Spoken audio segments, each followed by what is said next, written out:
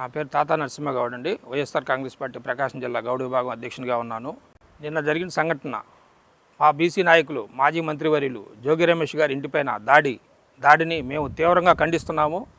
ఈ రాష్ట్రంలో బీసీ గౌడ సమాజ వర్గానికి చెందిన అట్టడూరి సమాజానికి చెందిన మా అన్న జోగి రమేష్ గారి మీద దాడి అసలు ఆ రోజు జోగి రమేష్ గారు సోమవారం రోజు తంబలపల్లి మొలకల చెరువు దగ్గర సంబంధించిన కేసులో కోర్టు వాయిదా ఉంటే ఆ రోజు ఆదివారం సాయంత్రం తిరుపతిలో ఉన్నాడు.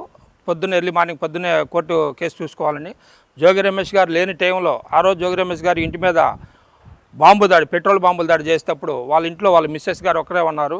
జోగి రమేష్ గారు నాన్నగారు ఉన్నారు. ఆయనకి 75 సంవత్సరాల వయసు. వాళ్ళు జోగి రమేష్ గారు లేరని టైం తెలుసుకొనే ఈరోజు అక్కడ విజయవాడ నుండి పలు ప్రాంతాల నుండి కొంతమంది వాళ్ళు ఎవరు వచ్చారనేది ఇంకా తెలుసు అందరూ జనాలకి. ఆ రోజు జోగి రమేష్ గారిని చేయటం అసలు మరీ దుర్మార్గం. ఈ రాష్ట్ర కూటమి ప్రభుత్వం చేస్తున్న పాలన అనేది ఏంటంటే ప్రజల్లో ఒక బీసీ నాయకుడు అనేది ఎదగకూడదా? జోగి రమేష్ గారు ఏమన్నా ఈరోజు ప్రజా సమస్యలపై గలమెత్తుతున్నారు. ఒక గొంతుకై వైఎస్ఆర్ కాంగ్రెస్ పార్టీ నాటి గొంతుకై ఇవాళ జగన్మోహన్ రెడ్డి గారికి అండగా ఉన్నాడనే చెప్పి ఈరోజు మీరు జోగి రమేష్ గారిని ఈరోజు ఇట్లా చేయాలని మీరు చేస్తూ ఉన్నారు. అయ్యా, ఏదైతే కూటమి ప్రభుత్వం ఉన్నదో ఈరోజు తిరుపతి లడ్డు కల్తీ విషయంలో సిబిఐ ఏమీ లేదు, కల్తీ అనేది లేదనేది చెప్పేసింది.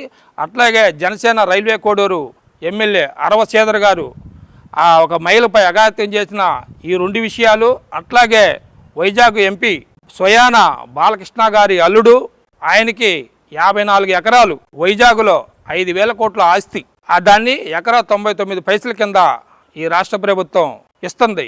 ఈ 3 డైవర్ట్ చేయటానికే అంతకుముందు మా బీసీ మహిళ మాజీ మంత్రివర్యులు చిలకలూరుపేట విడతల రజనీ గారి మీద కారు మీద దాడి అయితేమి, అట్లాగే నిన్న గుంటూరులో మా మాజీ మంత్రివర్యులు అంబటి రాంబాబు గారి మీద దాడి అయితేమి, ఇవాళ జోగి రమేష్ గారి ఇంటి మీద దాడి అయితేమి, ఈ 3 డైవర్ట్ చేయటానికి ఈ కూటమి ప్రభుత్వం కావాలని చెప్పేసి ఈ నాయకుల మీద ఇట్లాగా అనదొక్కే వేతం చేస్తున్నారు. అయ్యా, ఒకటే గుర్తుంచుకోండి చంద్రబాబు నాయుడు గారు, ఇది మంచి సంస్కృతి కాదు.